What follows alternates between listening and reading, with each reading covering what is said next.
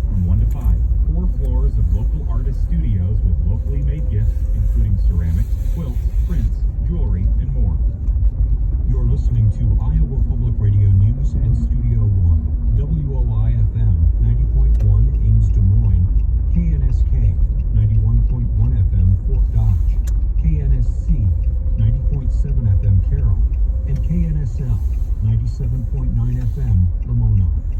Listen online and find program schedules, playlists, podcasts, and news stories at iowapublicradio.org.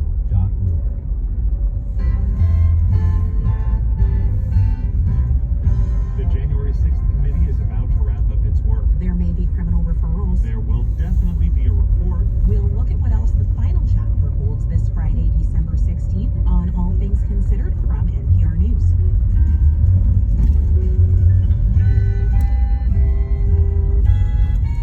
I'm Ari Shapiro. And I'm Juana Summers. Coming up, there's been a surge of interest in doula programs for people having abortions. The doula might be the only person that person is told that they're doing this. That's a big responsibility. And so we really want to approach our list with so much care. Also, Megan Thee Stallion testifies against the rapper accused of shooting her. And we'll remember a musician who changed the course of electronic dance music in under an hour. Well, I mean, everybody's heard about one-take scenes in movies, but this was very much a one-take album. First, these headlines. Live from NPR News in Washington, I'm Janine Herbst. Congressional lawmakers got a reprieve to work on a more permanent budget to keep the government running. President Biden today signed a one-week stopgap spending bill into law to fund the government for a week. That gives Congress more time to complete a longer-term spending deal that would run through September of 2023. Attorney General Merrick Garland is directing prosecutors to change how they handle certain drug crimes. Kerry Johnson reports the change would reduce disparities in punishment for cocaine. For decades, advocates have blasted harsher penalties for crack cocaine than for cocaine in powder form. Those punishments have sent black defendants to prison for longer than white defendants. Now, Attorney General Merrick Garland is telling prosecutors to treat criminal cases involving both forms of cocaine the same way.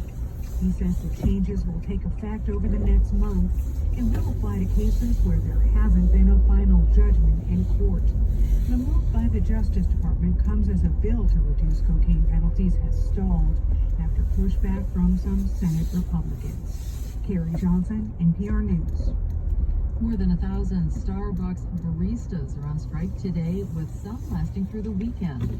As NPR's Andrea Hsu reports, more than a year after the first Starbucks stores voted to unionize, organized labor and the company remain at odds. More than 260 Starbucks stores around the country have unionized over the past year, but none has secured a contract yet. Their union, Workers United, has filed hundreds of unfair labor practice charges against the company, including complaints that Starbucks is refusing to sit down for negotiations.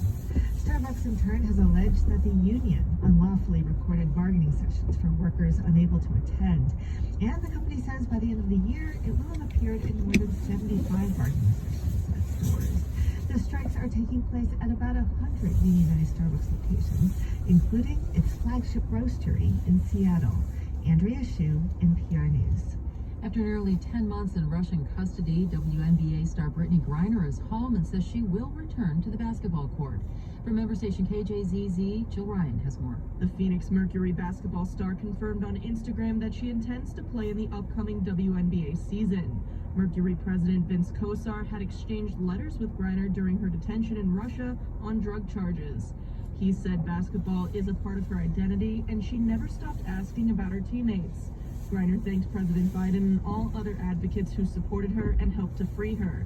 She then pledged to use her platform to help all other wrongfully detained Americans in foreign custody